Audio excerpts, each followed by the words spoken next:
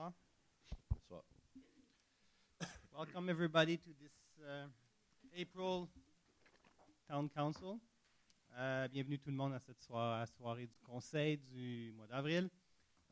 D'abord, souligner la présence. C'est une première pour nous. On a notre nouveau commandant du poste de quartier 24 avec nous, donc commandant Boudid, qui est ici en arrière.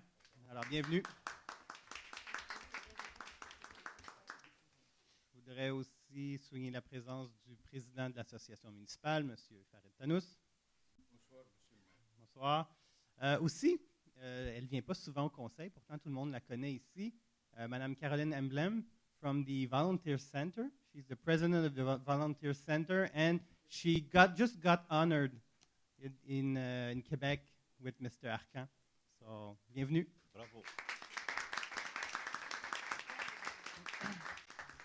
Alors, en mot d'ouverture, parler peut-être de ce qui s'est passé dans les dernières semaines à Mont-Royal. Évidemment, le sujet qui nous touche le plus ici au Conseil, c'est évidemment le départ de M. Dumont. Alors, il n'est pas ici, mais je vais quand même vous dire ce que je souhaitais lui dire. D'abord, en fait, je voulais essentiellement le remercier. Je voulais surtout souligner son courage. Vous savez, se présenter en politique municipale, ça prend du courage. Décider d'aller cogner à la porte des voisins, de faire la promotion de ses idées, de participer à une campagne électorale, c'est courageux en soi. Alors, je voulais souligner le courage de Louis Dumont, de souligner son implication dans la communauté. Pour ceux qui venaient au conseil, vous savez tous qu'on n'avait pas évidemment la même conception de comment une ville... Notre vision de la ville, en fait, notre vision de la ville de Mont-Royal. On n'avait pas la même conception, mais sa présence a clairement enrichi le débat municipal. Alors, je voudrais le remercier, je voudrais souligner l'énergie qu'il a mis à pousser ces dossiers. Il les a poussés avec beaucoup d'énergie. Et voilà, donc je lui ferai parvenir par écrit les mots que je souhaitais lui dire ce soir. Alors voilà, c'est l'ouverture. So now we're at the point 2, adoption of the agenda. I move to adopt tonight's agenda. Merci, je demande le vote. Merci beaucoup. So, topic number 3, the first public question period. Your question needs to be related to tonight's agenda. Bonsoir. Yeah. Hi, this relates to item number 7, Louis Dumont. Yeah. I would like to say that I, for one, am really, really sorry to see him go. I understand his reasonings. He's been a good independent councillor. He's done his homework. He's dug up information that we wouldn't have otherwise. And he had great respect for TMR as a garden city. Unfortunately, he didn't get enough support on that issue, which is disappointing. Now, I want to say one thing, that you know that I don't agree with political parties at the municipal level. Yep. Everybody's on the same wavelength.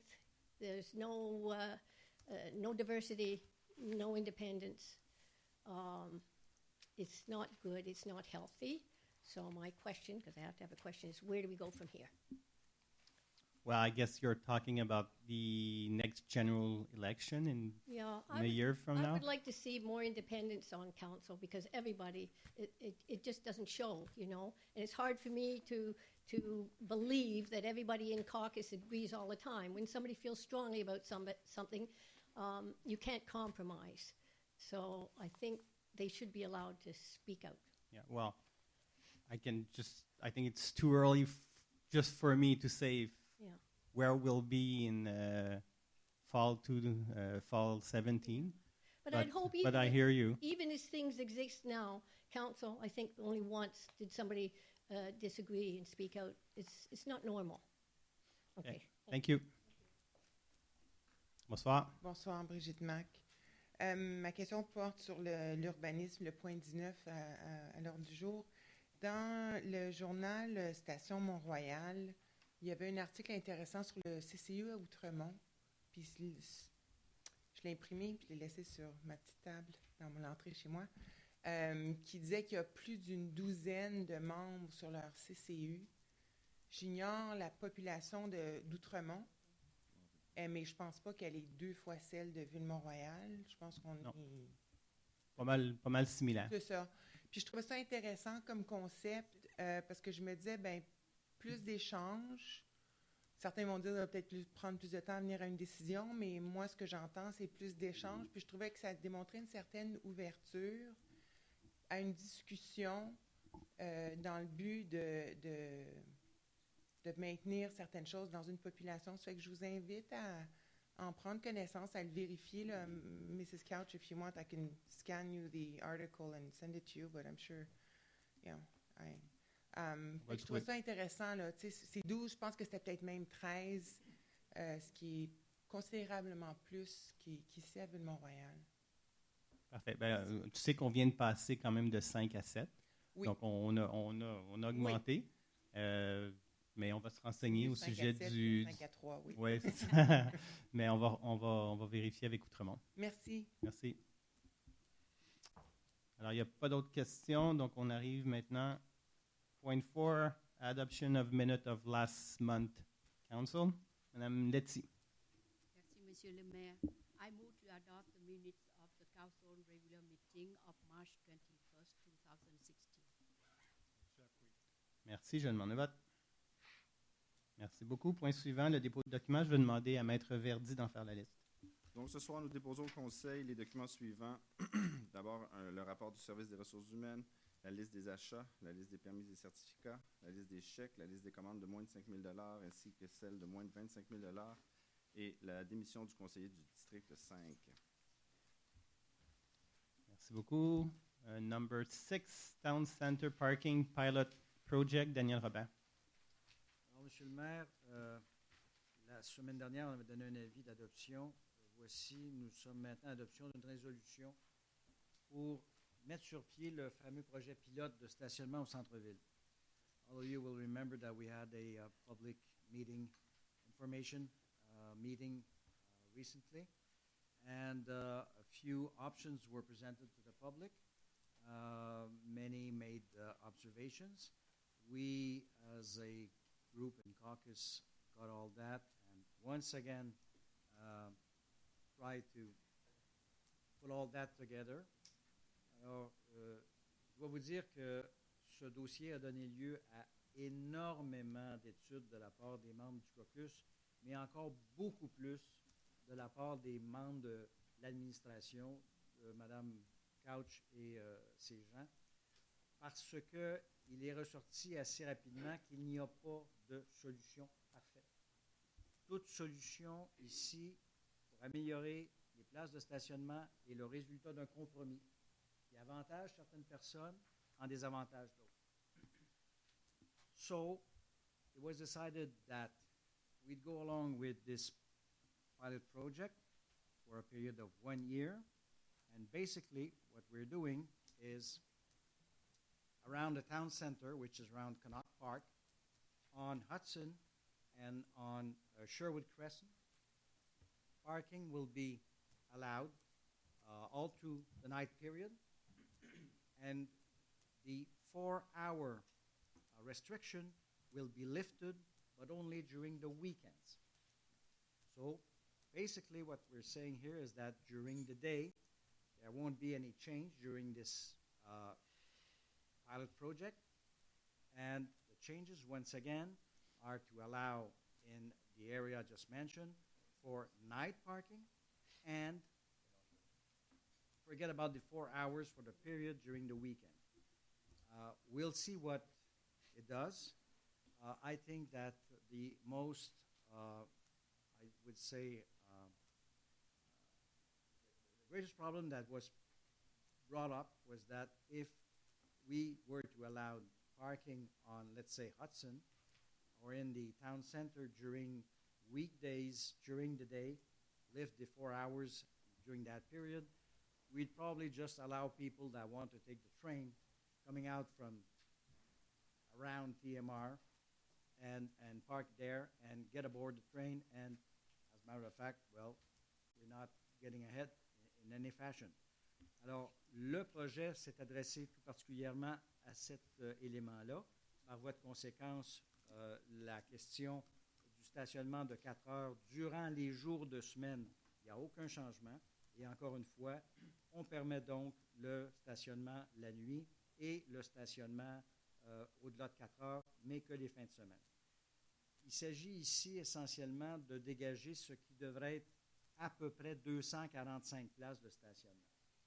Certaines de ces places-là étaient déjà occupées et étaient disponibles à des conditions différentes, mais this is what we're talking about 245 parking spaces. I will tell you right off the bat that if every resident in the area was to park on the street, we'd be missing quite a lot of spaces. An estimate of what would be needed in order to satisfy the need as it stands right now would be for about something like 400 parking spaces. We're getting 245. I guess we'll try it for a year, see how it works, because there are a lot of maybe I would say not be conflicting, but different interest. I mean, the shopkeepers in the center of the town have their own interest. The residents have their own. So we'll try to see how we can manage all of this. Do that for, as I said, a period of 1 year. Basically, if il est possible d'obtenir toute la signalisation requise, on espère pouvoir, à toute fin pratique, mettre en place le projet pour la mi-juin. Ça commencerait à peu près à mi-juin. Alors, imaginez un cycle complet. Et ensuite, il y aura sans aucun doute, on n'a pas décidé pour l'instant, mais un programme qui va permettre d'évaluer, peut-être par sondage, peut-être par question, peut-être par toutes sortes de façons, comment la population a vécu ce projet pilote-là, et on en reverra les modalités à ce moment-là. So, I move to put in place a 1-year pilot project in the Connaught Park area, including Hudson Avenue and Sherwood Crescent, in order to alleviate the parking problems in the area et d'apporter les modifications temporaires requises à la signalisation dans le secteur défini afin de permettre le stationnement sur rue la nuit et le stationnement sur rue excédant 4 heures les fins de semaine, et de préparer un bilan de projet après 1 an afin de pouvoir évaluer les résultats.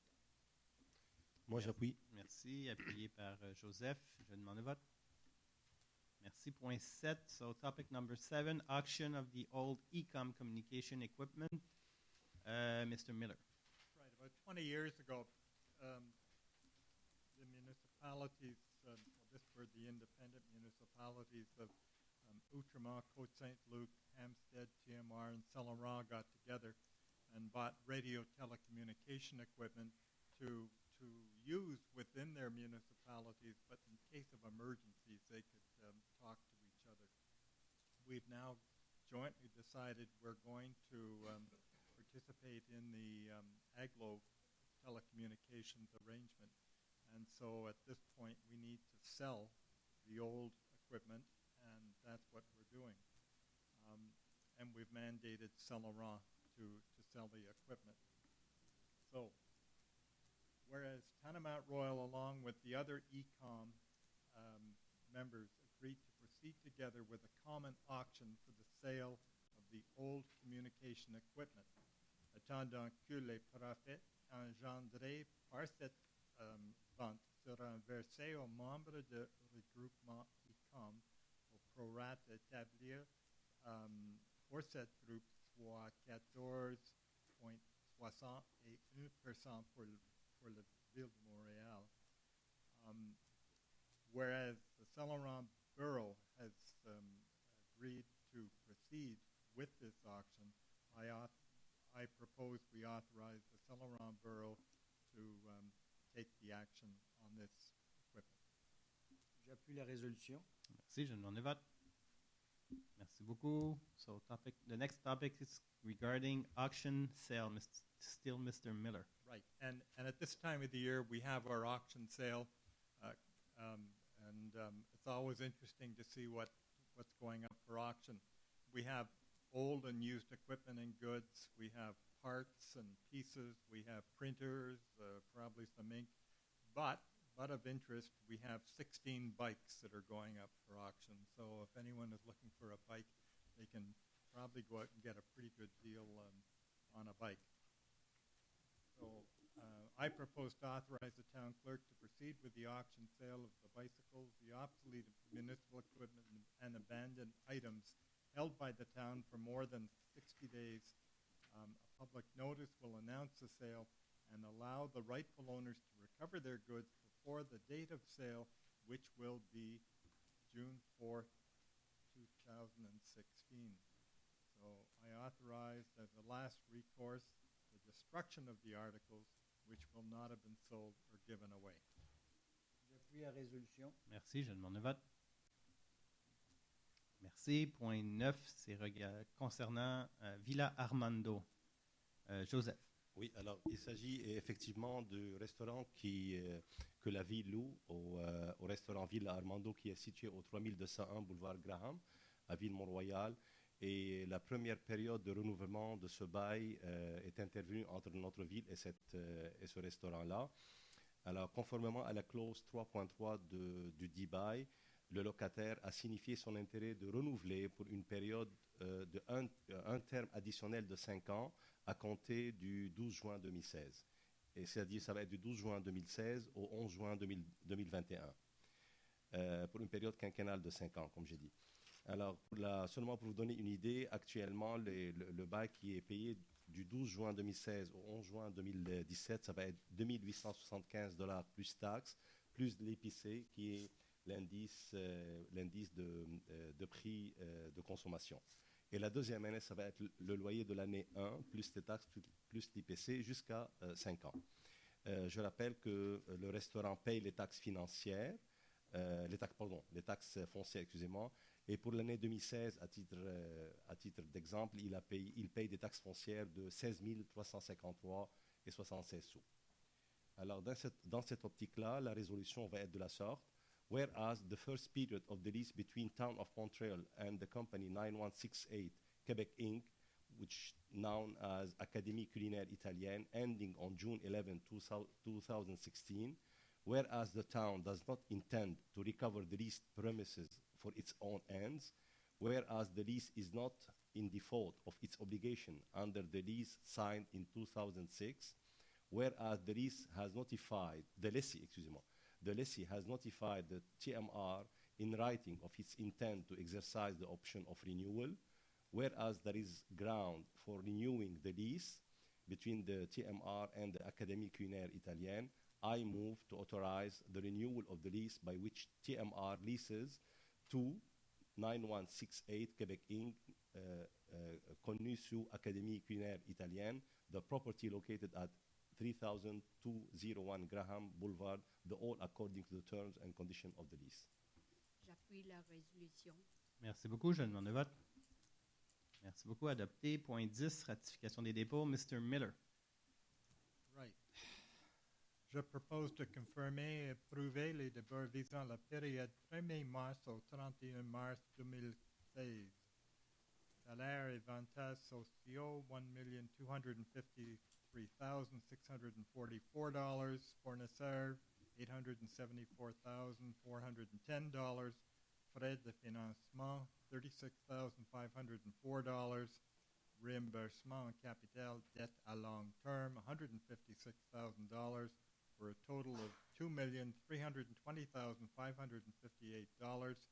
And currently in the bank, we have $28,602,511, earning 0.95%. I second. Merci. Je demande le vote.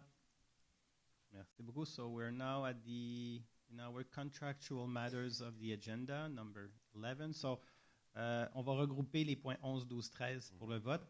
Alors, Joseph Daoura. OK, merci.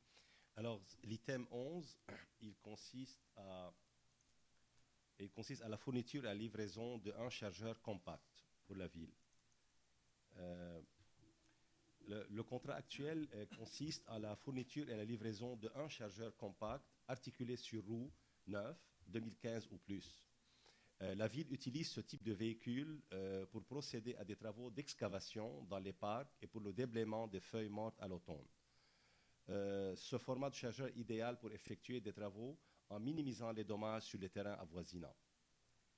Un appel d'offres public électronique a été lancé le 1er mars 2016. 7 compagnies se sont procurées les documents d'appel d'offres et 3 d'entre elles ont déposé une soumission. Et selon la loi, certainement, la ville prend le plus bas soumissionnaire qui était la compagnie Hewitt Equipment Limited d'un montant de $107 000 et 99 sous, $99 et 21 sous.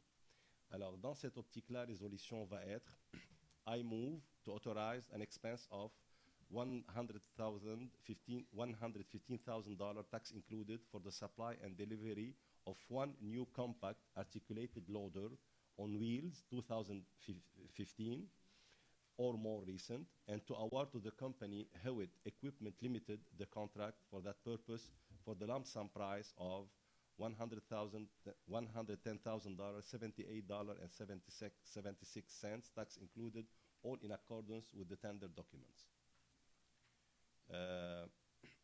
Dans cet même esprit, alors, il y a l'item 12 consiste à la fourniture et la livraison d'une voiturette aspirateur de 4 roues motrices.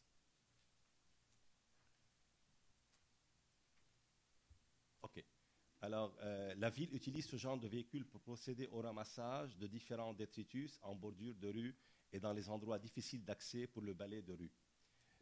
La ville désire remplacer cette voiturette actuelle car il n'est pas adapté aux besoins de la ville actuellement.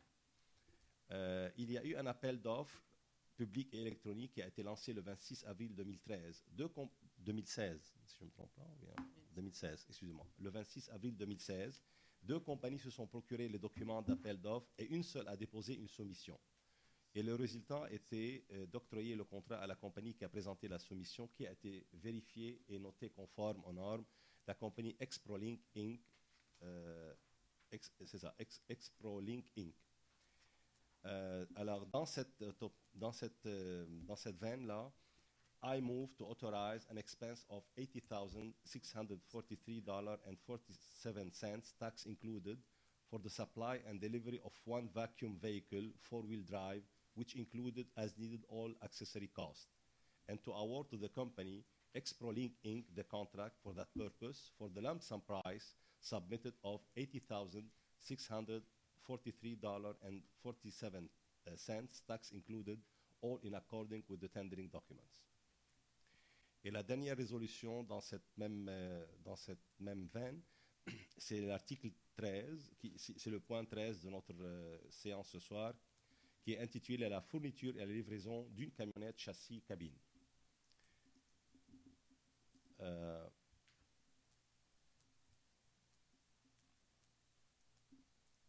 Juste une seconde. Ouais. Alors, la division des travaux publics fait usage de camionnettes à benne basculantes chaque saison pour divers travaux. Elles sont utilisées pour les travaux de voirie, de déneigement, même pour le transport des matériaux de terre et de sel, etc. Un appel d'offres sur invitation a été lancé le 29 mars 2016. Il y avait 4 compagnies qui sont présentées et une seule qui a déposé une soumission, et le résultat était de retenir la compagnie qui a présenté cette soumission, qui est la compagnie Fortier Auto Montréal Limited. La soumission a été vérifiée par la ville et elle a été notée conforme aux normes de l'appel d'offres. Alors, dans cette optique-là, I move to authorize an expense of the amount of $98,500, tax included, with the PTI for the supply and delivery of one light-duty vehicle, 6-seat chassis cab, gas motor with twin rear wheels and dome body, which includes as needed a guarantee of 3 years for the light-duty vehicle and all accessory costs, and to award to the company Fortier Auto Montréal Limited the contract to undertake this work with the lump sum price of $97,495.35, tax included, in accordance with the tendering documents. J'appuie les 3. Merci. Je demande un vote sur les 3 points. Merci beaucoup. Nous sommes maintenant au point 14. Monsieur le maire, je suggérerais de joindre 14 et 15. Parfait. Alors, au niveau de 14, c'est le marquage de chaussée. Alors, chaque année, on doit reprocéder au marquage de l'ensemble des chaussées de Ville-Mont-Royal. Et un appel d'offres a été lancé le 1er mars 2016. 3 compagnies se sont procurées les documents et une seule a déposé une soumission au montant de 79 127,27 $. On peut toujours être un peu critique quand une seule soumission est déposée. Dans ce cas-ci, on constate que les prix sont tout de même compétitifs par rapport aux années précédentes. Ceci étant, je propose donc d'autoriser une dépense de 87 000 $, taxes incluses, en 2016, pour le marquage de chaussée comprenant tous les frais accessoires, le cas échéant, et d'accorder à les entreprises Jacques-Luc Inc. le contrat à cette fin au prix unitaire soumis pour un montant de 79 124,27 $ pour la saison 2016, conformément aux documents de soumission. Et dans le deuxième cas, it's about painting of lamp standards. We at TMR have a program. Each year we do a certain numbers of these steel lamp standards. For the information of people attending, we have a total of about 930 some odd of these lamp standards, and we plan to do about 120 or 130 each year, so which means that we go around a full circle in about every 7 years. So this year, we launched on March 14, 2016, a public tender. 3 companies, once again, were invited to submit prices, and as a matter of fact, have submitted a tender. They were all verified and found to be conforming, but of course, we are to retain the lowest bidder, which in this case is Éclair Plus Peinture Inc. It has to be noted in this case that the price of the lowest bidder is 22% less than the one that we paid the prior year. So we'll see. So I move d'autoriser une dépense de 47 000 $ taxes incluses en 2016 pour la peinture de lampadaires comprenant tous les frais accessoires le cas échéant, d'accorder à Éclair Plus Peinture Inc. le contrat à cette fin au prix unitaire soumis pour la saison 2016 conformément aux documents de soumission. Merci. J'ai quelqu'un pour appuyer pour les deux? Moi, j'appuie la résolution. Parfait, les 2 résolutions. Je demande le vote sur les 2. Merci beaucoup. Nous sommes maintenant au point 16. Erin Kennedy. Bon, alors, c'est la taille de formation des jeunes arbres publics. Alors, afin d'assurer une bonne croissance de jeunes arbres plantés en milieu urbain, la Ville de Mont-Royal fait appel à des professionnels spécialisés dans la taille de formation des arbres. Ceux qui auront pour effet de corriger à un jeune âge les défauts de structure afin de prévenir les problèmes mécaniques à l'âge adulte avec des conséquences néfastes et coûteuses. Alors, il y avait un appel d'offres par invitation qui a été lancé le 29 mars. Il y avait 5 compagnies qui ont été invitées et parmi celles-ci, il y avait 2 qui ont déposé une soumission. Et nous allons avec le plus bas soumissionnaire qui est quasiment moitié prix du plus haut.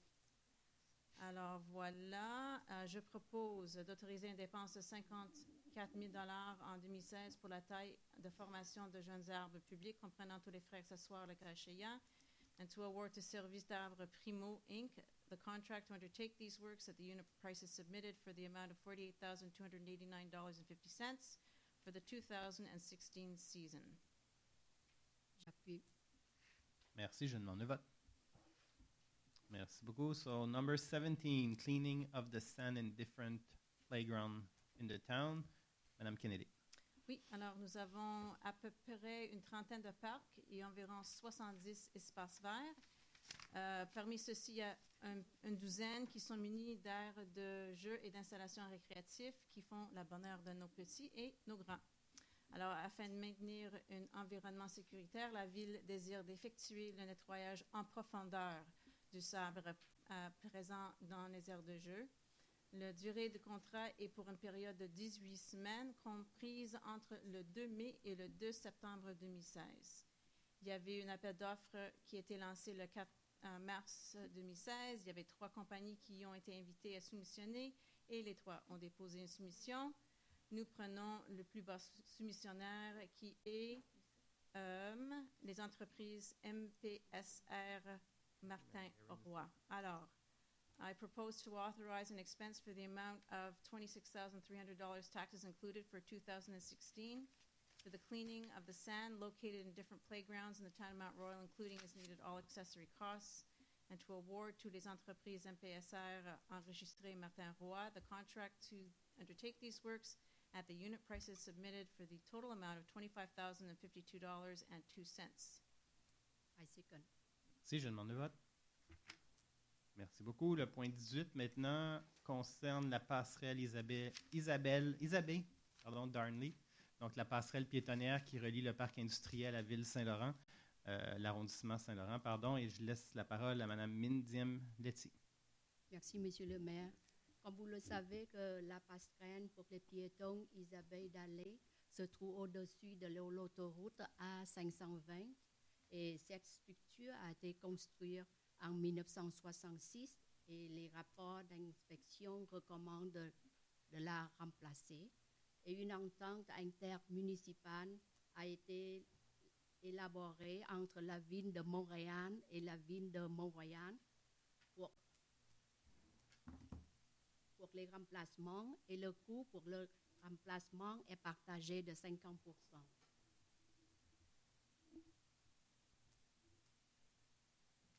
And so I move to authorize an expense for the amount of $230,000, tax included, for the professional services for the work supervision of the Isabelle Darnley footbridge, and to authorize the payment to the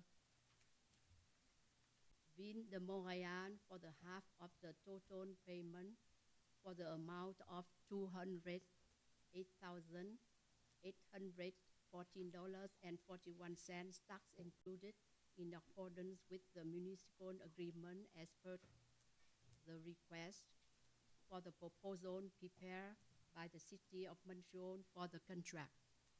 Et j'appuie. Merci beaucoup. Je demande le vote. Merci. Adopté. Le point suivant. So we're now at the CCU recommendation, and I'm going to ask the chair of this CCU, Mme Kennedy, to tell us about it. Okay, so we had two meetings between the last public meeting and this meeting. I will start with the meeting of March the 24th, and it would be to approve the following plans. Plan number 1601 Stansted for new opening for a patio door in the rear wall. Plan number 260 Simcoe for a rear terrace. Plan numéro 3, 583 Algonquin pour terrasse et pergola avec un écran solaire. Plan numéro 4, 17 Jasper pour nouveau vestibule sur le mur latéral. Plan numéro 6, 2396 Lucerne pour affichage enseigne commerciale appliquée. Option 1, du montage photo. Plan number 7, 15 Cornwall for signage, wall-mounted commercial sign. Approved subject to the new sign must be installed in the window as the previous one was, like the one on Lucerne. Plan number 9, 7 Roselawn for modifications to the approved plan for the size of the side walls opening. Plan numéro 10, 29 Roselawn pour modification au permis balcon en bois arrière. Plan numéro 11, 369 Carlisle pour modification au plan approuvé aux ouvertures au mur arrière. Plan number 12, 129 Beverly for modification to the approved plan, adding a foundation with a window for a room already approved in the rear terrace, subject to the window not being fixed. Plan number 17, 353 Berwick for terrace and cabana. And at the meeting of April the 8th to approve the following plans. Plan numéro 2, 300 Dresden pour affichage, enseigne autonome et appliquée. Plan numéro 4, 555 Mitchell pour agrandissement de l'école, sous réserve utilisant des panneaux de zinc. Plan numéro 5, 222 Geneva pour réaménager le cours anglaise, nouvelle terrasse et marquise en bois et modifier une ouverture pour un porte-patio. Plan numéro 611 Jasper pour modification extérieure, ouverture et finie. Sous réserve, le linteau doit être en maçonnerie. Plan number 7, 55 Jasper for terrace, pergola, and rear yard landscaping. Plan number 8, 583 Algonquin for applying a new acrylic stucco on the facades, subject to the lintels in masonry, and acrylic must be a rough finish, like the existing stucco, and not a fine or smooth finish. Plan number 9, 1620 Laird for repairs to the bell tower of the church. Plan number 10, 221 Portland for building a new rear balcony. Plan numéro 11, 1280 Beaumont pour remplacer les enseignes commerciales appliquées existantes. Plan numéro 14, 67 Wixty pour modification de mur arrière, enlever une fenêtre en saillie et la véranda arrière. Plan numéro 15, 544 Inverness pour resoumission pour une modification au traitement des coins de l'agrandissement. Plan numéro 16, 385 Grenfell pour agrandissement de 2 étages dans la cour arrière. Plan number 18, 326 Lethbridge for modifications to the front stoop and to the rear porch, subject to installation of black railing as required by code. Plan number 19, 1385 Dumfries for demolishing the existing chimney. Plan number 20, 100 Rockland for demolishing small area of buildings to create a parking lot that is required. Plan number 21, 1380 Dunvegan for resubmission, rear addition. And to approve Plan number 9, 230 Surrey Crescent for renovation of the front facade and building of a new canopy that received a resubmit recommendation from the CCU at its February 12th meeting. To refuse the following plans, beginning with the meeting of March 24th. Plan numéro 13, 109 Balfour, agrandissement latéral et arrière de 2 étages. Refusé pour les raisons suivantes. La maison existante est une phase 1 et l'intervention sur le bâtiment dont la valeur architecturale est grande, son architecture répond en grande partie, soit de 75 à 100% aux critères de sa typologie, doit demeurer minime et respecter strictement les critères d'implantation et d'intégration relatifs à sa typologie. L'agrandissement proposé ne s'intègre pas avec la maison existante. Plan numéro 14, 544 Inverness pour modification au permis émis, le traitement des coins de l'agrandissement arrière, refusé pour les raisons suivantes, doit respecter les plans déjà approuvés qui s'intègrent mieux. Plan number 15, 2215 Cambridge for modifications to the issued permit, openings on all the facades and front facade, vestibule and style modification, refused for the following reasons. The existing house is phase 2, and the intervention on a building whose architectural value is large, that is between 75 and 100% to its topology criteria, must remain minimal and strictly comply with the implementation and integration criteria related to its topology. The proposed front facade is of lesser quality than the existing house. And to refuse from the April 8th meeting the following plans. Plan number 12, 350 Markham for the front addition veranda, refused for the following reasons. The removal of the front door is not acceptable. Charming home integrates with its semi-detached neighbor. Enclosing the front balcony, the design approved but material stucco type finish is not accepted. Must be in a wood for fiber cement paneling. Plan number 13109 Balfour for resubmission, 2 stories side and rear addition. Refused for the following reasons. A volume added to the Phase 1 home must be done to respect and complement the existing structure, and this is understandably more difficult when the home is a semi-detached unit. The recess is an absolute requirement for an addition. Might need to recess even more if going for a modern design. For a modern design, it must be quiet and located towards the rear, simple, elegant, which allows us to read the original home, the hierarchy of the principal volume to be respected, and addition to the wrap and to protect the home.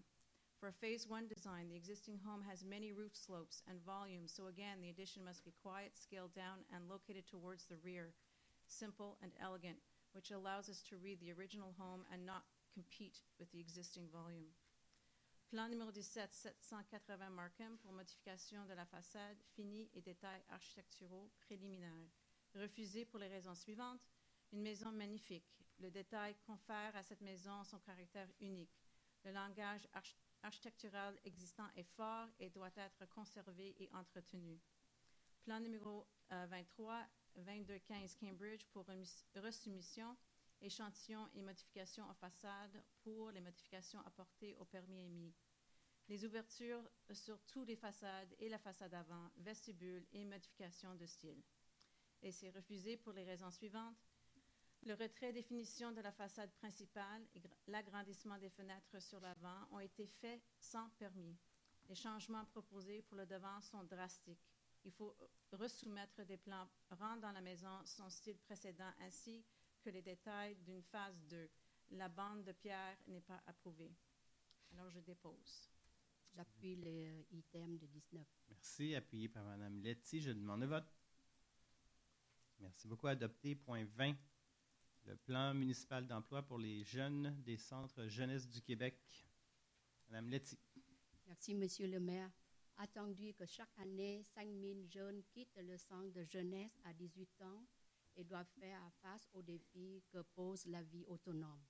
Et attendu que les jeunes de centre de jeunesse aspirent une intégration au sein de leur communauté et qu'à ce titre, qu'ils veulent y contribuer.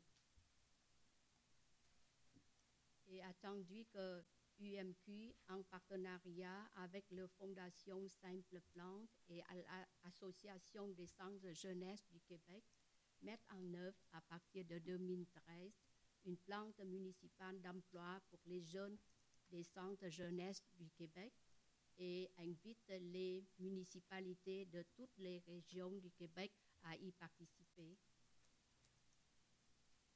Attendu que l'UMQ s'engage par ce partenariat à verser une subvention si l'embauche de ces jeunes nécessite des frais et de l'encadrement supplémentaire. I move to express to the Union des municipalités du Québec that the TMR interest to reserving a work internship in the municipal plan for the hiring of the youth from the Youth Center of Quebec. Et j'appuie. Merci. Je demande le vote. Merci beaucoup. Point 21, nous allons parler maintenant des néonicotinoïdes. Alors, Joseph. Bon, alors, cet item-là a déjà fait l'objet dans la séance passée d'une motion, alors d'un avis de motion. Alors, cette séance-là, il s'agit de l'adoption du règlement numéro 1436-1 modifiant le règlement numéro 1436 sur l'utilisation des pesticides en ce qui a trait aux pesticides néonicotinoïdes. Bravo. Wow. Bon, Bravo. Bon, je l'ai divisé en trois.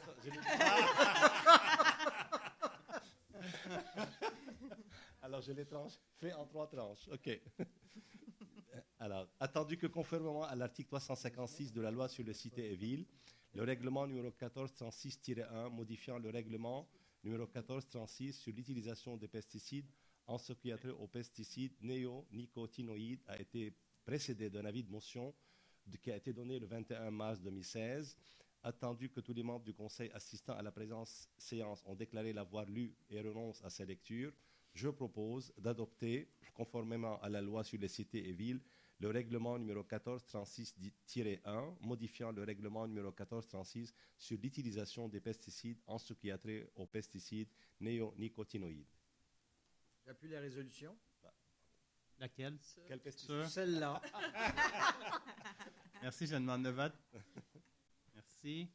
Adopter le point 22 maintenant. So it's the draft bylaw to divide the town's territory into 6 electoral districts. Daniel. Alors, encore une fois, ici, le mois dernier, il y a eu un avis de motion déposé. On se rappellera que la municipalité de Ville-Mont-Royal, dont la population a dépassé le seuil des 20 000 personnes il n'y a pas tellement longtemps, se voyait obligée, en vertu de la loi, d'instaurer des districts électoraux. Dans notre cas, on l'a fait à la veille des dernières élections. On était presque aux 20 000. Alors, on l'a fait à ce moment-là. Et en vertu de la loi, nous devons, même si nous ne faisons aucun changement à la désignation des districts, à leur territoire, au nombre de personnes qui les habitent, etc., en vertu des règles applicables par nos amis du ministère des Affaires municipales, nous devons donc adopter un règlement qui reprend essentiellement le même règlement que nous avions à l'époque adopté, mais on se rappelle qu'à l'époque, nous l'avions adopté de façon volontaire. Maintenant, nous devons, si j'en crois ce que M. le greffier nous en dit, nous devons maintenant l'adopter parce qu'il est devenu obligatoire. Alors voilà, je propose donc d'adopter, conformément à l'article 14 de la loi sur les élections et les référendums dans les municipalités, le projet de règlement 1437 divisant le territoire de la municipalité en 6 districts électoraux. Moi, j'appuie la résolution. Oui, mais je demande le vote. Merci. Nous sommes maintenant au point 23, qui est le rapport du maire sur les décisions prises lors du dernier conseil d'agglo. J'étais présent au dernier conseil d'agglo et il n'y avait vraiment rien à vous faire rapport. C'est la première fois que ça arrive, mais il n'y avait vraiment rien de significatif à vous rapporter. Toutefois, there is a new agglo meeting this week, and I will make sure that next month I'm going to have a lot of things to tell you. Alors, j'ai besoin maintenant des orientations pour justement la rencontre d'agglo de ce jeudi. Alors, Mme Letty. Monsieur le maire, je propose de mandater le maire ou son représentant à assister à la séance ordinaire du conseil d'agglomération du 21 avril 2016 afin de prendre toutes les décisions dans l'intérêt supérieur de la ville de Mont-Royal. C'est appuyé par? J'appuie. Merci, je demande le vote. Merci beaucoup. Nous sommes maintenant au point 25, so we're now at Varia, and I'm going to start with Joseph. J'ai 3 annonces. La première concernant Family Bicycle Tour on Sunday, May 29, from 9 to noon, de 9 à midi. Parents and children will have a great time in this activity. Meeting point will be at the town at 9 o'clock a.m. and the departure from town will be at 10 o'clock morning. It will be a wonderful day for family gathering. For more information, 514-734-2928. La deuxième annonce, c'est concernant pour les joueurs de tennis. Bonne nouvelle. Alors, les cours de tennis, les terrains durs sont déjà ouverts. On a joué le lundi, le dimanche. Bon. Alors, pour les cours de tennis, les terrains en terre battue seront ouverts le 7 mai sur Connaught. Et les terrains de tennis en caoutchouc du parc Mohawk ouvriront le 11 avril. La troisième annonce concernant les paniers bio Ville Mont-Royal, le conseil municipal s'est penché cet hiver sur la situation des paniers bio à Mont-Royal. La ferme, appelée les Jardins d'Arlington, déjà présente depuis quelques années en période estivale, fera l'objet d'une promotion ce printemps pour augmenter à la fois la visibilité et le nombre de ses abonnés. Il y a à peu près une quarantaine de résidents inscrits les années passées et nous espérons faire passer ce nombre à une centaine pour la prochaine session. Ce qui correspond davantage à la moyenne d'abonnés pour un point de service du réseau équitaire en sol montréalais. Les paniers bio seront disponibles au parc de la Paix ou à l'hôtel de ville. Afin de bien faire avancer le projet, les cotisations à équitaire des 100 premiers abonnés seront défrayées par la ville, ce qui représente environ $18 par famille inscrite. L'inscription au service des paniers bio se fait exclusivement en ligne sur le website www.jardin-darlington.ca. Merci. Merci, Mme Kennedy. So, in honor of Earth Day, the 22nd of April, the town will be distributing 100 rose bushes named the Michel Trudeau Rose. They will be distributed free to residents. First come, first serve. You have until Friday, May the 6th, 4 o'clock to complete a form, either online or in person at the library or through our website. So sign up because our supplies will go fast, I'm quite sure. And speaking of planting, we really wish to remind residents that if you are located at a corner or near an intersection, your plantings within the site triangle must not be any higher than 90 centimeters to allow for visibility for pedestrians and also cars, of course. That's it. Merci, Daniel. Oui. Alors, d'abord, j'aimerais rappeler la collecte des déchets volumineux s'effectue à Mont-Royal à chaque 2 semaines pour les 7 logements et moins, le mercredi, essentiellement, donc la même journée que le ramassage des ordures, et à chaque 2 semaines pour les 8 logements et plus, le vendredi à longueur d'année. Il y a également la collecte des résidus de jardin, that's the green bin, et qui a commencé le 13 avril et qui se poursuivra jusqu'au 16 novembre, encore une fois, tous les mercredis. Il y a également la collecte de branches d'arbres et d'arbustes qui a commencé le 7 avril et qui s'effectuera chaque jeudi, et non pas le mercredi, jusqu'au 30 septembre. If you want your branches and tree cuttings to be picked up, you have to place them near the sidewalk, the chop end facing on street, after 7 p.m. On the eve of the collection day and or before 7 o'clock in the morning. Now, as for the garden kitchen waste collection, you know that already all the section which is east of the train track is or benefits from a program that's a 12-month year, all along the year collection, where during the winter months you have these small brown bins in which you put your kitchen waste. When we get to the April period every year, forget about that one, keep it in your garage or whatever, and use the big green collection, garden collection bin in which you just put in your bags of kitchen waste. It's going to be picked up together. Anyway, it's all sent to the same mulching or I don't know what, composting area by that's run by the City of Montreal. So if you want any information on the kitchen waste collection, because I hear that some people are not too familiar with it, you can call up the Public Works, which is reachable at 514-734-4123. Thank you very much. Merci, Madame Leti. Merci, Monsieur le Maire. Good evening. I have 2 items that I would like to present to you. The first one is a spring cleaning operation. The town's public works cleaning up teams are now hard at work in the street, on the sidewalk, and in the public areas as part of this spring cleaning operation, and please respect the parking regulation. And the second item is the Terry Fox Run for the Senior. And so please join us on the May 5th, 2016 for food, fun, and games. Barbecue from 12 p.m. to 1 p.m., followed by the rousing game of the bingo. All process will go to the Terry Fox Foundation. Minimum donation is $10, and location is the Scottfield Hall.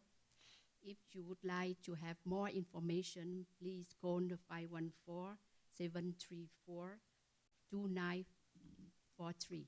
Thank you. Mr. Miller. Yep, I'd like to add my congratulations to Carolyn Emblem. We're really work well done. Where's Caroline? There she is. She and I have worked in volunteer activities for many years, and I think her honor is well deserved. She's currently president of the Volunteer Bureau, who's having a fundraiser on the 7th of May, starting at 10 o'clock in the morning. And this is a 4-kilometer walk, and it's to raise funds for the Volunteer Center. It's always a fun thing. You have a chance to talk to neighbors, and you come back, and they have a barbecue. And so you share in the barbecue. The departure point and the end point is the country club. So we leave. They ask that we try to get to the country club 9:30, quarter to 10 in the morning. Departure will hopefully be around 10, and then you'll be back by 11:30 for a barbecue. which I might also mention that this Friday from 11 to 2, the Empty Bowls fundraiser is taking place at the Country Club. And this is the fundraiser.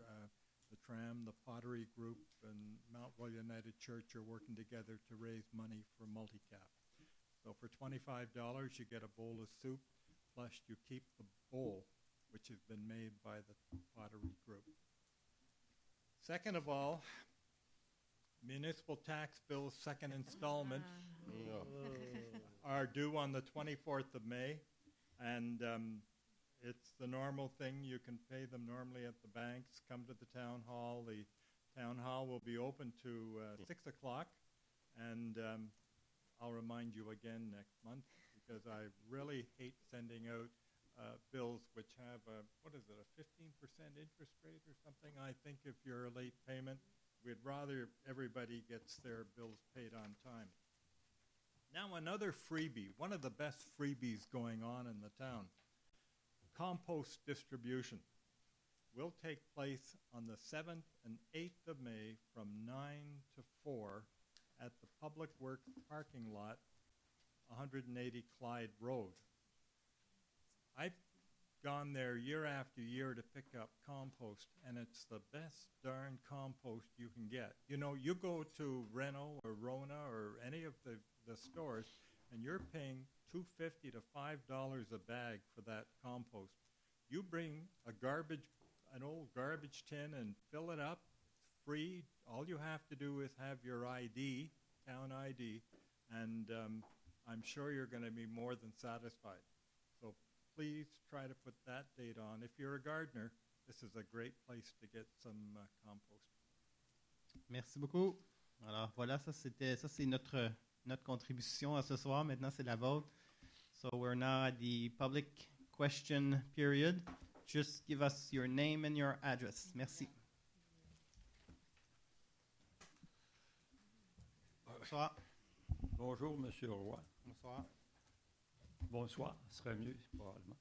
Il est bon de se répéter que la traite de Ville-Mont-Royal se trouve principalement dans son patrimoine architectural. L'an dernier, plusieurs citoyens dont je fus ont dénoncé le comité CCU qui ne jouait pas son rôle de protecteur de ce patrimoine. Monsieur Roy, à nos demandes de changement à la composition du comité CCU, dominé par des architectes œuvrant dans notre municipalité, vous répondiez à ce moment-là, attendez la tenue d'une étude en voie de préparation pour solliciter les opinions des citoyens. Cette étude, que je qualifie, moi, de bidon, a coûté quelques 100 000 $ de nos taxes. Le comité CCU a été légèrement modifié, mais les démolitions illégales et autres problèmes continuent à affliger Mont-Royal. L'an dernier, personnellement, lors d'une réunion de ce conseil, j'avais demandé que la conseillère Kennedy soit remplacée à la présidence de ce comité. Cette dernière préside toujours le comité et son fonctionnement ne s'est pas amélioré, mais plutôt détérioré. Je suggère à nouveau que la conseillère Kennedy soit remplacée. Elle n'a pas la capacité ni la force de caractère pour présider le CCU, essentiel à la protection du patrimoine de Ville-Mont-Royal. C'est ce que je... Vous avez dit force de caractère, c'est ça? La force de caractère pour présider ce comité-là. C'est gentil. Vous avez déjà assisté au CCU? Non. Alors? Mais j'ai entendu, au moins, on avait quelqu'un qui nous informait qu'est-ce qui se passait, c'était Louis.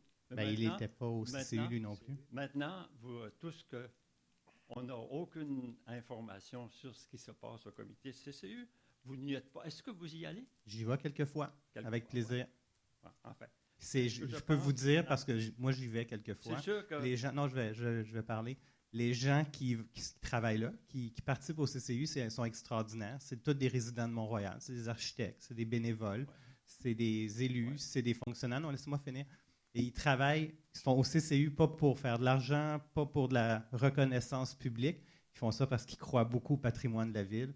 Et vous devriez voir à quel point c'est enrichissant d'assister à ça. Alors, parler de manque de caractère, c'est assez ordinaire. On vous a mentionné avant que Outremont a 13 membres de son comité CCU. Ici, c'est sûr que changer Mme Kennedy, je ne vois pas très bien qui pourrait la remplacer. Vous avez refusé ce que vous deviez, c'était d'accepter d'avoir 2 conseillers supplémentaires. Là, ça vous a donné un peu plus de choix pour remplacer Mme Kennedy, qui réellement doit être remplacée. Notre patrimoine de la ville, c'est l'attrait principal pour les gens. Alors, d'après moi, elle n'a pas rempli son rôle, mais vous la conservez. Vous croyez le patrimoine en danger? Bien, parlons de l'étude bidon de l'année passée. L'étude bidon, on a consulté via un sondage plus de 500 gens de Mont-Royal, tous des résidents, qui ont dit globalement qu'ils étaient très satisfaits de ça. On a rempli l'amphithéâtre de l'école secondaire Mont-Royal, 250 personnes un matin sont venues parler de patrimoine. On a rempli l'hôtel de ville de focus group, pas loin d'une centaine de résidents de Montréal qui sont venus discuter de patrimoine. Puis vous venez me dire que c'était bidon. Bien, écoutez, on a chacun le droit de voir c'est quoi la participation citoyenne. Vous n'étiez pas là à aucun de ces événements-là, je pense. Non, j'étais là. Ah, donc, vous avez vu comme moi le grand intérêt des gens. Tout ce que vous avez à faire, c'était changer la composition du comité CCU et vous auriez épargné 100 000 $ de nos taxes. Bon, d'accord, merci. Bon, allô. Bon. Bonsoir, Claude Demers, 536 Dawson. Bonsoir, M. Demers. Moi, je vous aime, Mme Kennedy. Bon, ça fait du bien. Bon, l'autre jour, à peu près minuit moins quart, je revenais de Saint-Sauveur et je roulais sur la 40, puis j'ai pris le boulevard Graham et je suis arrivé à Saint-Clair à minuit moins 10 et la lumière était rouge. À minuit moins 10, un vendredi soir à Ville-Mont-Royal, c'est comme un cimetière. Il n'y a absolument rien qui se passe. Et là, j'ai attendu que la lumière devienne verte pour tourner à droite.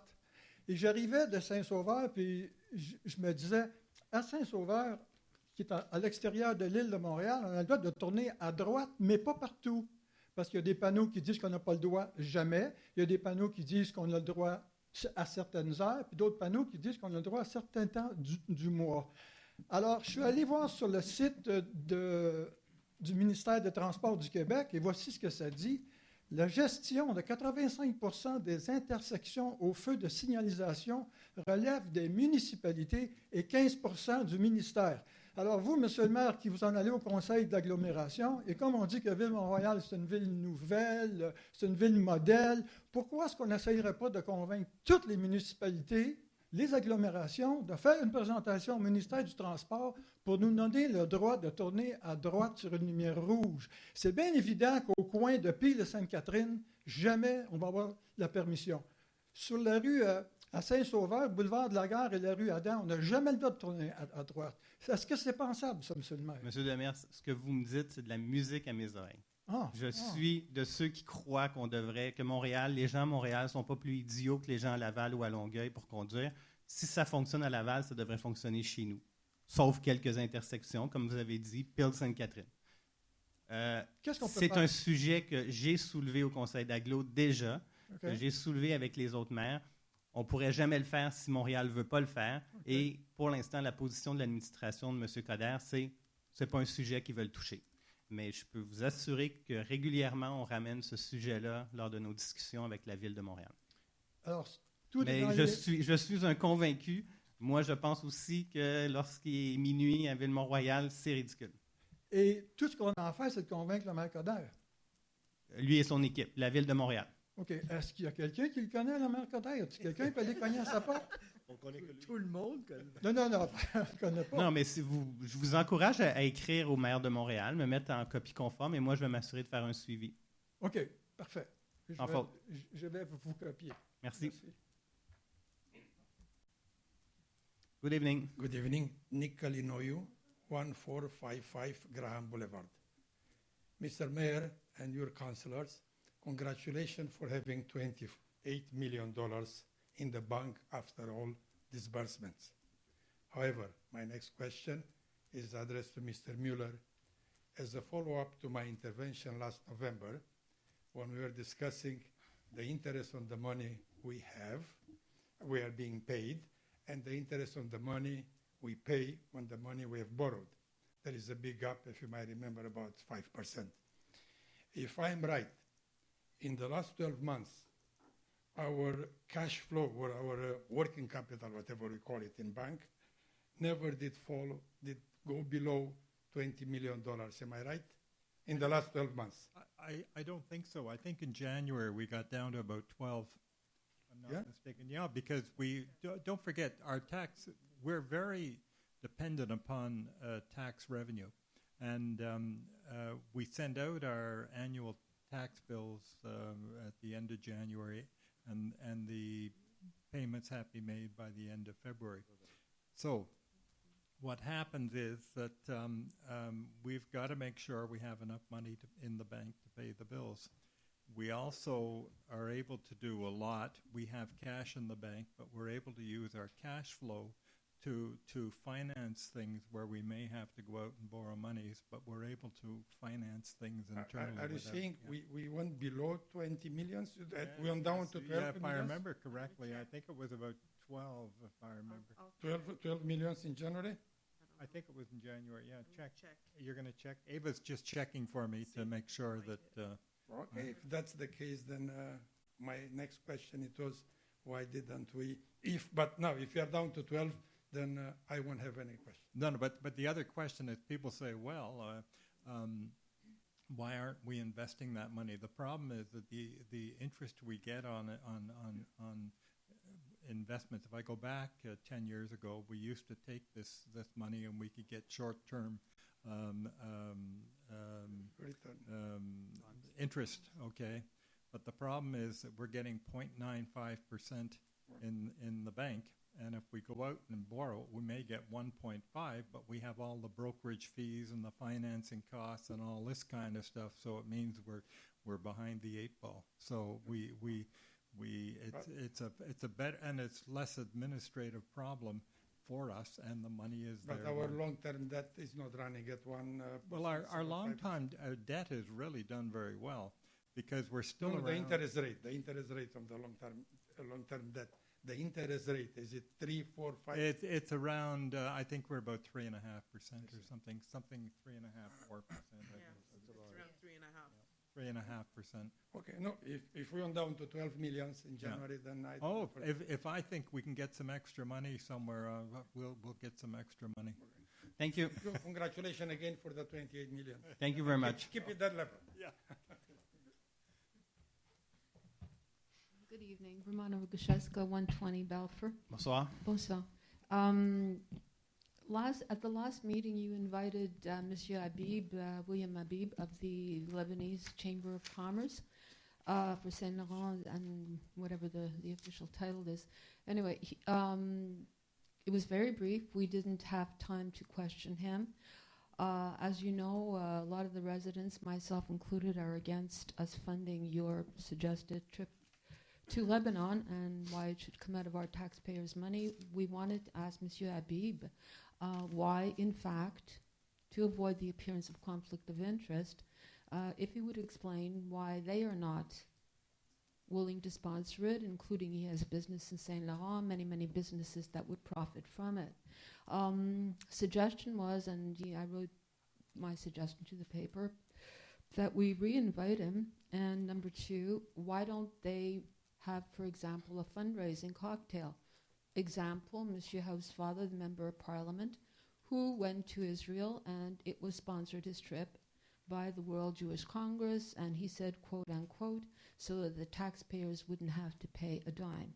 So why are we being asked to fund this trip, and you are not making any effort at compromise that we see? Can I answer? Please do. Okay. Well, first of all, you have to realize that there's 2 different things. I've been invited, and Joseph Daoura have been invited by the Lebanese government to participate. The government? The government of Lebanon invite us to go participate to a summit, a conference in Beirut. So that's trip number 1. That's where I'm heading in 2 weeks with Joseph. Because we were going there, the Chambre de Commerce Saint-Laurent-Mont-Royal, who planned for years, they wanted to do a trade mission in Lebanon, decided to seize the moment and say, hey, people from TMR are going, let's do the trade mission in the same time. We're not giving any money to this mission. It's the Chambre de commerce Saint-Laurent-Mont-Royal who's paying with their members, and I don't even know how they paying for it. We're only paying for the trip with Joseph and I. And let me remind you that each year we have a budget about $12, $14, $15,000 that we use to go to different conferences for the elected people, the Union des Municipalités du Québec and the Canadian Federation of Municipalities. When we've decided to accept the invitation of the Lebanese government, we've decided not to go to any convention this year and to take this money and put it in the visit to Beirut. So there's not new money. It's the money we use to conference each year, and we don't pay for the people with the Chambre de Commerce. So William Habib doesn't have any link with our trip over there. So you want us to believe that, well, to believe obviously, but to accept that the Tanimont Royal businesses will profit from this Lebanon I'm quite trip sure. back and Well, forth? the town and the Montreal businesses. We're a member of an important Chambre de Commerce, commercial association. We have, in our industrial park, we have at least 1,000 company over there. In Saint Laurent, they have, I think, 3,000 company. And it's company from this area that's going over there. And The they idea sh- is and to they create should not- jobs. They and- should not be, you feel that they should not be contributing or funding this trip, that we should. No, In other words, they're every year- they're paying for their trip, for the trade mission. It's not our. So in other words, we're opening the door for next year and the year after, et cetera. No, So no, from no, any no, no, community, no. Ukrainians, Greece, Italy. Look, Romana, well, you're know. you're against it. Yeah, very much. It's the third month you come But here we- to say well, you because- send 3 letters in the paper. We got the message. You're against it. Okay, great. Yeah, I pay But we're going property. ahead. 30 and years property owner. let me finish. I don't live on a highway apartment. I pay property. 30 Yeah, and I years pay too, and taxes. everybody pay too. And I So- can tell you that But this is the there's only a lot time of that people. you're making it clear. You could have said so early on. in I the beginning. always say Fine, so. okay, I get it. Thank you. Thank you. Bonsoir. Bonsoir. Concernant les commentaires ou la réponse plutôt que John a donnée avec le surplus à Nicolas, ce que je comprends pas, c'est que si on a un surplus puis on a une dette, en tout cas, moi je sais pas là, mais moi quand j'ai un surplus, je paye mes dettes. Ouais. C'est quelque chose qu'on a discuté. Well, when you're talking a debt, if you're putting in roads, it's not fair to ask the citizens of today to put in, say, $4 million this year for roads and sidewalks and pay it off right away, because the residents over the next 20 years, 25 years are going to have the use of that sidewalk and road. So when we capitalize something, we capitalize recognizing it has a life. And whether we're putting in buildings or capital projects, for instance, the sports facility we're talking about, we know that'll last probably 50 years. So that's where we go out and borrow money and we have debt. Now, when you talk the money we have in the bank, that's how we work on the day-to-day. This year, we're looking at this year's expenses and how we take care of ourselves on a day-to-day basis. Mais effectivement, il y a cette idée-là de l'étalement de la dette. Il y a certaines infrastructures, on doit les étaler sur plusieurs générations parce que ces plusieurs générations vont en profiter. Alors, c'est normal. Un peu comme un fonds de réserve dans un condo un peu. Oui, on peut le voir comme ça. Mais l'autre chose, c'est, puis les réserves qu'on a, la grosse majorité de ces réserves-là sont attachées à quelque chose. On a des réserves pour la neige, si on avait un hiver exceptionnellement. On a des réserves pour payer l'Overpass Rockland. On a mis un peu d'argent parce qu'on croit toujours au projet de centre sportif. Il y a une réserve là. Donc, on met des réserves comme ça. C'est sûr que demain, si les taux d'intérêt changeaient drastiquement, on pourrait prendre toutes ces réserves-là puis payer une partie de la dette en se disant, là, ça devient plus rentable de faire ça. Actuellement, ça ne l'est pas. Actuellement, c'est plus rentable d'avoir des réserves, puis de garder notre dette qu'on gère très, très bien. Elle a baissé encore récemment, qu'on la contrôle très bien. Et puis, présentement, c'est la meilleure façon pour nous de gérer. Vous me permettez de poser une question qui serait peut-être plus pour Mme Couch concernant la signalisation. Ava, a long, long time ago, I remember it was brought up about the lights. It's 2 o'clock in the morning. Why should I stop at a red light? Nobody's coming. And I correct me if I'm wrong, but I remember you telling that resident that we couldn't control one traffic light, whereas not another, that it was computerized. Is that correct? No, Okay. that's not correct. Okay. The answer is that you cannot have traffic lights that during 9 to 5 operate red, yellow, green, rather green, yellow, red, and in other hours are on flasher. Nowhere in Quebec, in Well, Canada? maybe somebody else does it. Yeah. The Code de sécurité routière and the norm of the ministère de signalisation, in the books that we have, the way they tell us, is no, it is not the way to do Okay. it. I know there are places that maybe they do it, Yeah. but it's not a reason. The problem is that if the light is on flasher at 8 o'clock at night, how do you know that that light is on flasher because it's meant to be on flasher or because it's non-functioning? So it sends the wrong signal.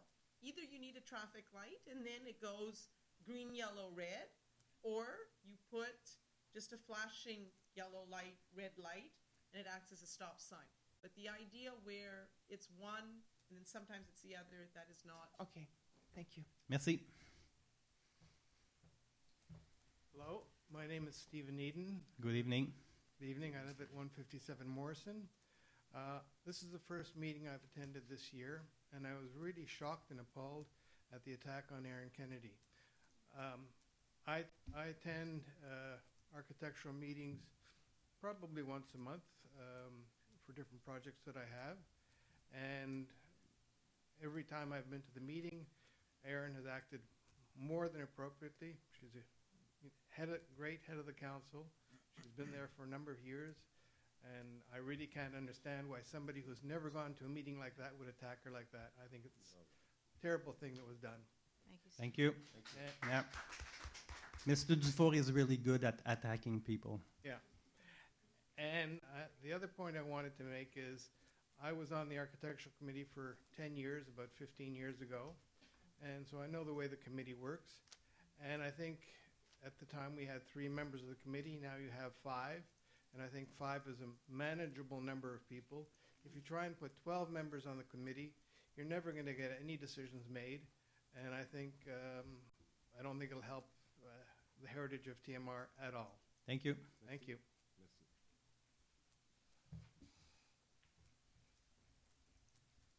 Roman Boyko, 55 Strathcona. I must say that I was appalled that Mrs. Erin Kennedy was attacked tonight. For someone that never attended the meetings, you can only judge somebody by being in attendance. Yes. Now, did I hear you correctly, John and Mayor Wad, that for capital projects, you go out and make a loan because of the fact that it's going to last 25 years or 20 years? For instance, isn't that what you said? Yeah. What we do if you're putting in roads and sidewalks and things, capital What about the projects, you sports would go- complex? Pardon? Sports complex. A sports complex would Will be you financed borrow, over. will you be borrowing the $25 to $30 million that is required? If we can put aside monies into a reserve. That's not wait the a question. minute, wait a minute, wait a minute. If we can put aside, if we have surpluses and we can put money into reserves, we can cut down on that capital we can cut back on the amount of capital financing required. I hear what you're saying, but I also heard tonight that it's a pay user. The user pays. You have an infrastructure of $4 million. You go out and borrow the money for $20 million because it's the people that are going to use it the next 20 years that will be paying for it through their tax base. Isn't that correct? That's what we said. Right. Now, if you're going to build a sports complex, yes, will not the same scenario apply in that you will go out and borrow $25 to $30 million to pay for the sports complex? Or are you going to utilize the surplus created by people for the past 10 years that paid their taxes? Which one is it? I would say the best way would be half and half. Half in debt and half in capital. So therefore, the people that paid their taxes towards the surplus to be paying for part of the sports complex have never used that. There's no perfect situation, but you're let's, correct. Let's get down to the basic, is that it's a user pays. Well, you can see it that way. Yeah, well, yes. we just said it before. But like okay, I'll end my conversation, but my point is this. Yep. I don't like hearing one scenario and then we do adopt a second scenario. If we say that if the user pays, then abide by it. Don't tell me that we're going to use surpluses, because we've already taken out of the surplus $2.5 million towards the sports complex. We've already done that. Well, am I correct? It's still there. We didn't use it. Yeah, it's still there. It's been taken out of surplus and designated for the sports complex. Yes. Okay, exactly. That's all I'm saying. Now, but this is really for the residents. This here is for the residents of Tanamount Royal. The sport complex. But the surplus has been created by the taxes paid in the previous years, John. No. True, but if I look back and go back 10 years, 15, 20 years ago, when council used surpluses and did things, what they used the money for, we may be using today. John, that's just John, how it is. I'm not talking 20 years ago. I'm talking today. No, but what I'm saying is, this is quite normal. You just said that user pays. So we're talking. Okay. Now, John, coming into the cash in the bank, I've monitored for the past 12 months what you've stated every meeting that you have cash in the bank. For the month of January 2016. That's what I didn't know. It's, I just looked quickly. We're always around the 22 million. The few I looked at, I took 4 or 5 months that I checked. It's generally 22 million. There was 1 month when the taxes came in. We were up at 32. There's 25 million. I'll give you the figures. Well, okay. I've got them here. I just Normally we get go down to through every around one of them. 12 at that time of the year. Well, the lowest that I see for the past 12, the highest that I've seen is month of May 2015, $37,257,000. The lowest that I've seen is January 2016, $24,914,000. So the gentleman that came up here and said, is not your cash in the bank somewhere between 20 million plus? He's right. He's right. And I think that, an apology should be given to this gentleman. Okay. Thank you. I'm sorry, but let's talk figures. Yeah. Let's talk figures. Let's be correct. Obviously, you have all the figures. Okay. Joseph, on your item 9, the renewal of the lease. Oui. Tu avais mentionné que antérieurement, pour l'année 2011 à 2016, le montant était à 2 875 mensuels. Oui.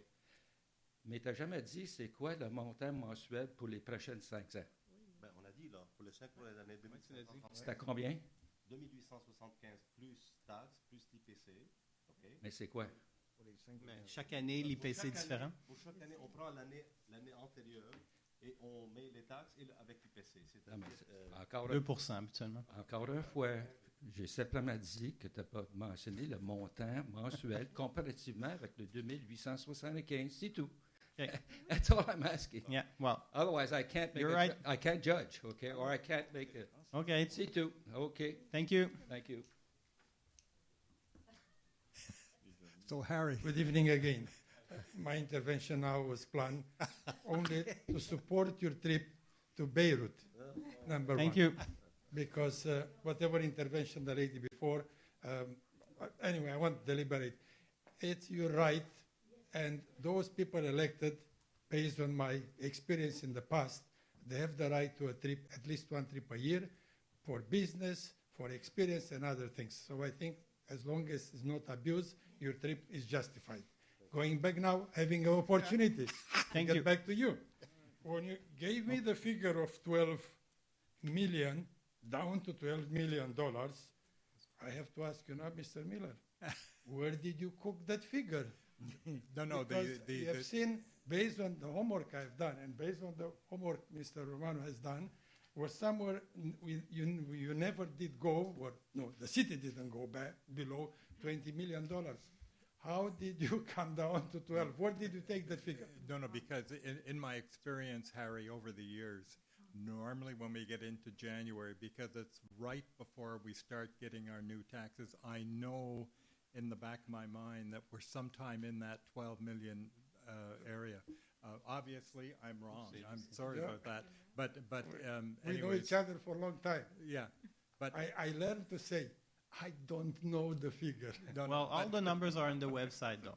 You can check if you want to. But the thing is, because don't now forget, I have to ask you a question. On the $22 million, we're getting 0.95%. And we have no brokerage fees, no financing costs, and all this kind of stuff. So we're doing almost as well as we do. Good, but now my question would have been, since we had at least $20 million, when we had the opportunity to reduce our long-term debt, I think we paid only $500,000 or something like that, or whatever it is. Yeah. I think we had room to pay 2-3 times more than that. Well, what we normally do. Thank you. Harry, it's well noted. Thank you, sir. Have a nice trip. Good evening. Good evening. Hi, London, 626 Powell. Well, I see that the agglomeration has gone drunk again because the amount of money you're going to be voting on is $649 million. So all the money that we're talking about tonight is peanuts by comparison.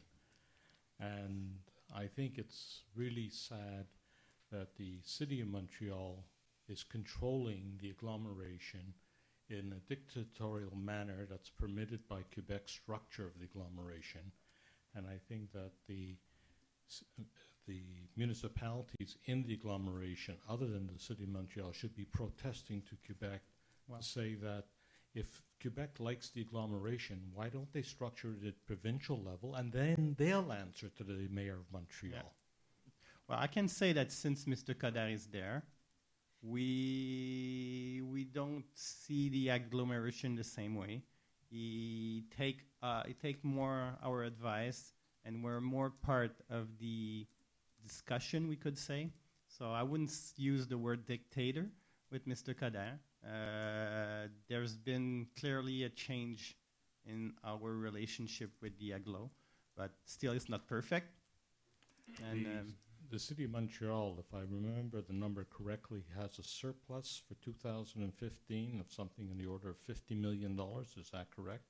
I've seen a higher number. Even I saw higher. one around 120 million. Okay. Are they going to be lowering the amount of borrowing that they're going to be doing? And well, 120 million for a 2 million resident agglomeration is not a really big surplus. It's really, really a small one, but they will decide what they want to do with it.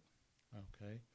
The other thing, I brought it to one of the councillors' attention that Lucerne has a very bad structural fault in the roadway. Oh.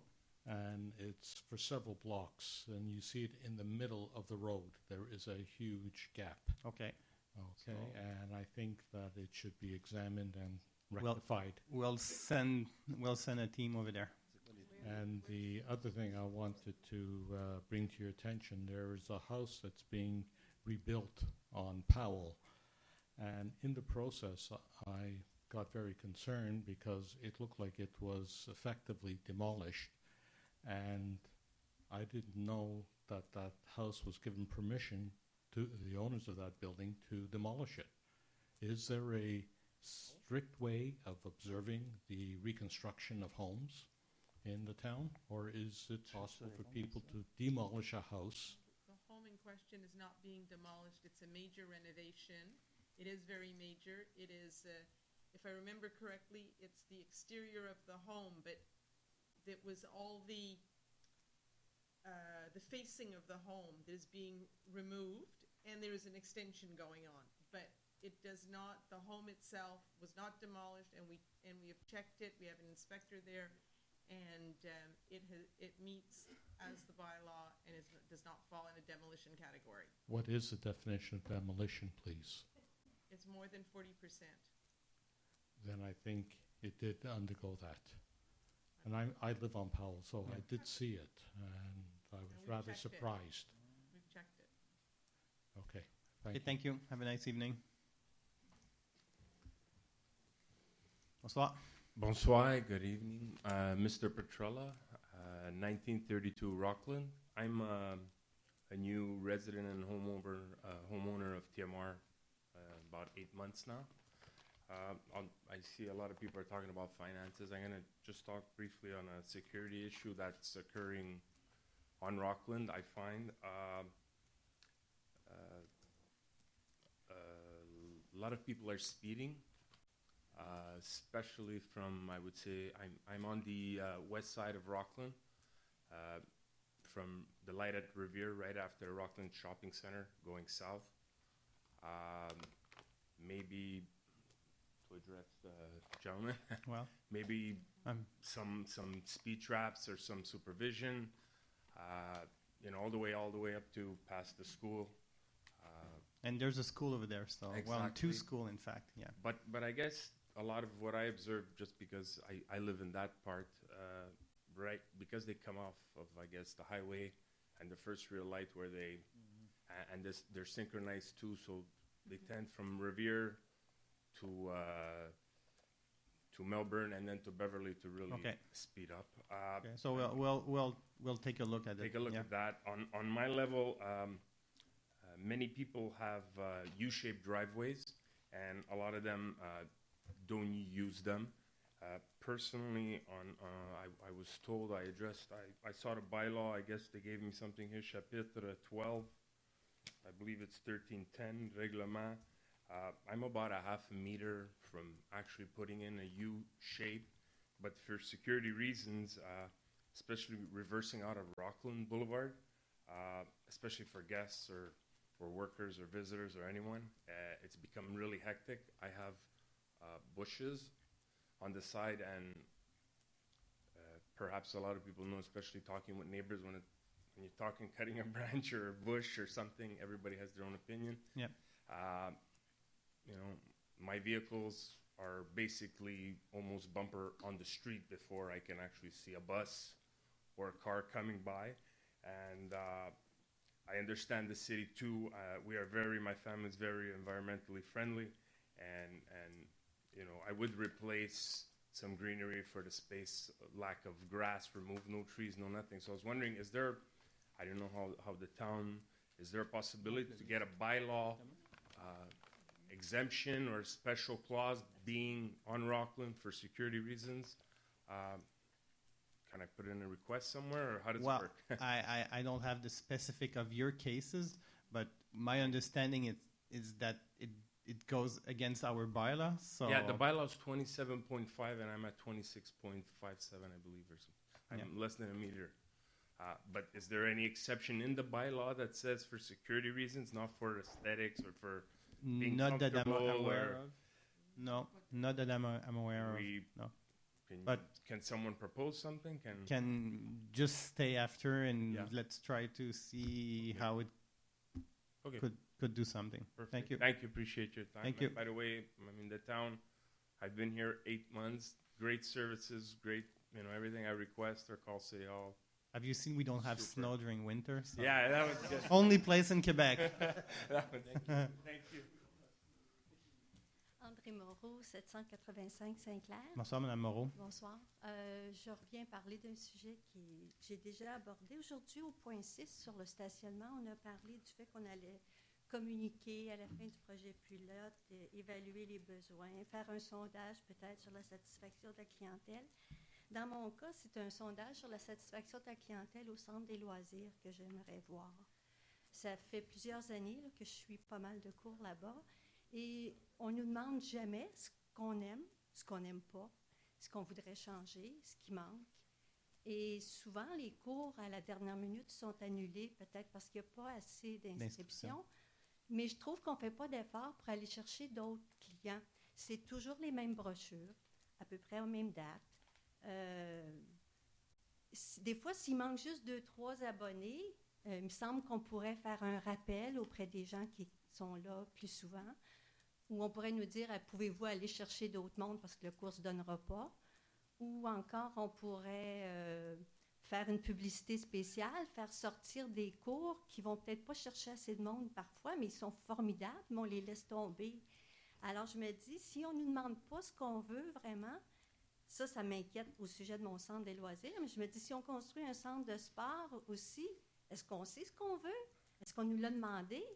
C'est des questions qui valent la peine d'être posées. Ben, il me semble. Là. Ce que je peux vous proposer, si vous voulez, c'est de me soumettre ces différentes préoccupations-là par courriel et moi, je vais les transmettre directement à la plus haute instance au centre des loisirs. Mais j'aimerais ça qu'il y ait de la promotion supplémentaire mais sur le centre de loisirs. Vous avez raison. Parce que c'est une belle ressource. Merci. Alors, ça va être la dernière question. Bonsoir. Bonsoir, Monsieur le maire, conseiller. L'avant-dernière question. Mon nom est Cindy Arevalo. J'habite au 223 avenue Morrison. Bonsoir. Bonsoir. Avant de poser ma question, si je peux me permettre un commentaire sur votre voyage au Liban. Je suis pour le projet. Je suis pour votre voyage, vous et Monsieur Daoura. Pourquoi? Merci. Parce que je pense que notre ville, en fait, est unique dans l'échiquier montréalais. Et je pense qu'il se doit de s'investir à l'international, de se faire connaître. Et je suis tout à fait pour. Et je comprends que dans ce monde dans lequel nous vivons en ce moment, il faut aller de l'avant. Et sinon, on peut tout rater. Donc, je suis tout à fait pour le projet. Maintenant, ma question concerne le stationnement. J'aimerais le projet pilote. Donc, j'en apprends qu'on va faire un test pendant 1 an. J'aimerais savoir s'il y a une façon, il va y avoir un mémoire ou une étude qui va se faire à mi-année ou quelque chose qui va se... Oui, la réponse c'est oui, mais il est encore très tôt. Là, on est encore à l'étape de lancer le projet pilote. Dès l'instant où il va être en fonction, là, on va regarder comment, parce que le mot le dit, projet pilote, on veut entendre ce que les gens, les utilisateurs, comment ils trouvent ça. C'est ça. Alors, on va mettre en place des façons d'aller chercher le feedback de tout le monde. Des résidents. Parfait. Merci Sans faute. Merci. Alors, la dernière question. Bonsoir, Joseph Amiouni, 346 Lethbridge. J'ai une question concernant les permis pour les piscines, parce qu'on est en plein là-dedans maintenant, nous. Je ne sais pas si vous êtes au courant, mais de ce que j'ai compris, il y a maintenant 2 règlements qui s'appliquent à quelqu'un qui veut construire une piscine ici. Le règlement municipal qui dit qu'il faut une clôture de 6 pieds autour de l'arrière de la maison. Oui. Et le règlement provincial qui dit qu'il faut une clôture de 4 pieds autour de la piscine. Oui. Je ne sais pas si... C'est vrai. C'est comme ça.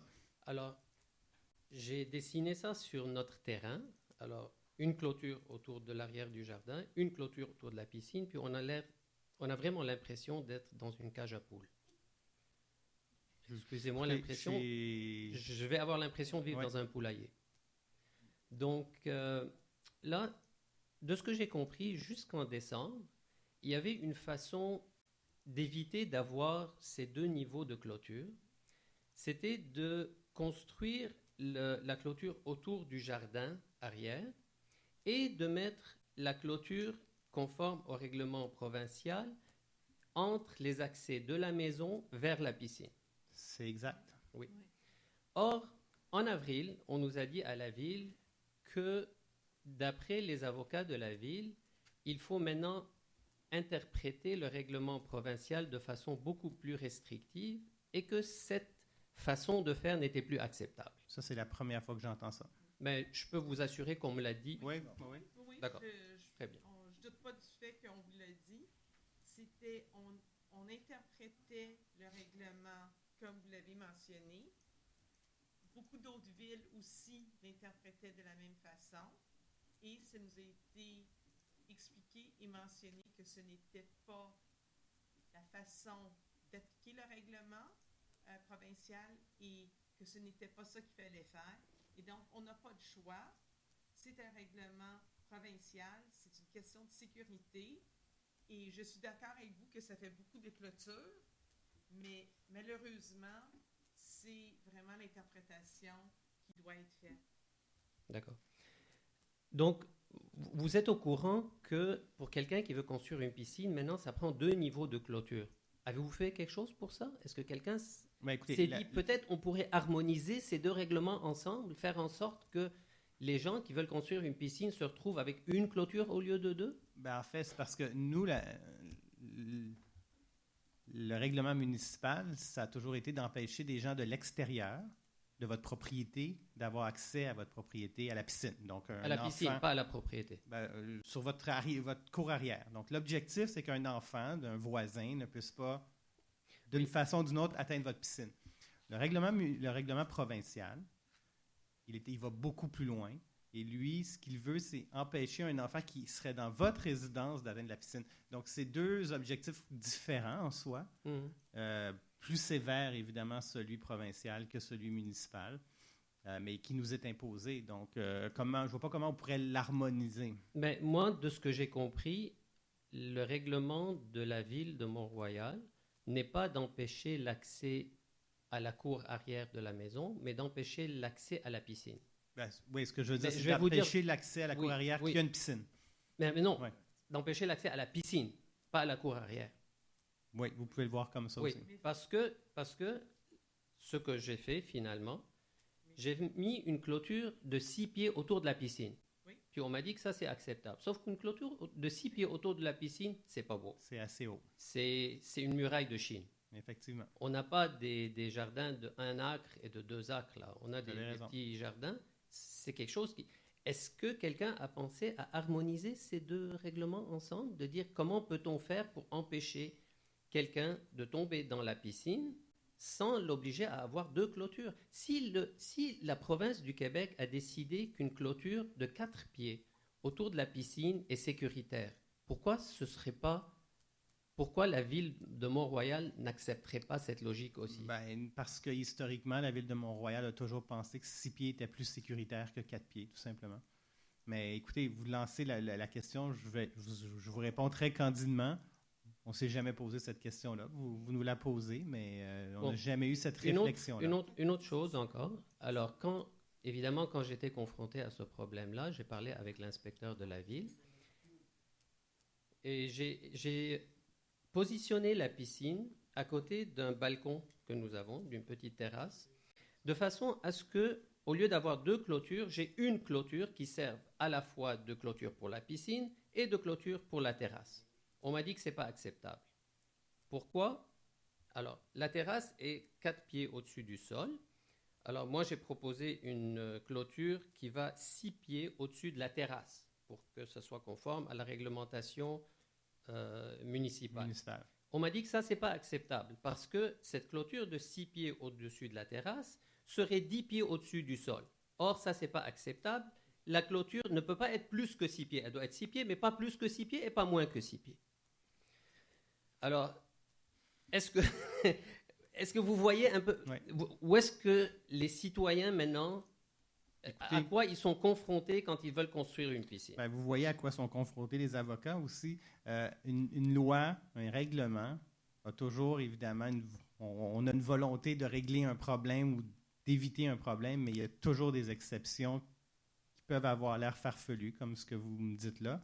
Mais n'empêche qu'il faut à un moment donné... Je n'ai pas l'impression que c'est une exception. C'est le règlement qui s'applique à tout le monde maintenant. Une clôture de 10 pieds, on s'entend que ça devient un peu oppressant pour le voisin. Si la clôture monte à 10 pieds près de la ligne du voisin. Elle est oppressante pour le voisin et vous ne vous préoccupez pas de la personne qui habite dans la maison? C'est pas ça que je vous dis. Je vous dis tout simplement, il y a sûrement d'autres façons d'avoir des clôtures qui vont protéger les baigneurs ou les enfants sans avoir à faire des clôtures de 10 pieds de haut. Bon, alors dites-le moi. Moi, j'aimerais bien savoir c'est quoi parce que... Pas ce soir vous dire ça. Non, je comprends que c'est pas... Je m'attends pas à ce que vous me répondiez ce soir, mais ce que je vous dis, c'est il faut penser un peu à harmoniser 2 règlements de façon à ce qu'on ne soit pas pris avec... Si demain, le fédéral sort encore un règlement, on va être pris avec quoi? 3 clôtures?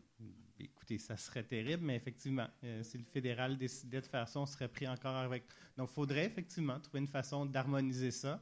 Je peux vous avouer qu'on ne s'est pas encore penché sur cette question-là. Parce que la province, c'est 7 millions d'habitants. Nous sommes 20 000 habitants ici. Si eux, ils font un règlement qui s'applique à toute la province, ben, peut-être qu'on pourrait trouver un moyen de vivre avec leur règlement, non? Ben, écoutez, la réponse, c'est peut-être. Je ne peux pas vous en dire plus ce soir. Là. OK. Je suis vraiment désolé. John? Je propose de lever les séances. Merci. Secondé, je demande le vote. Merci beaucoup tout le monde. Bonne soirée.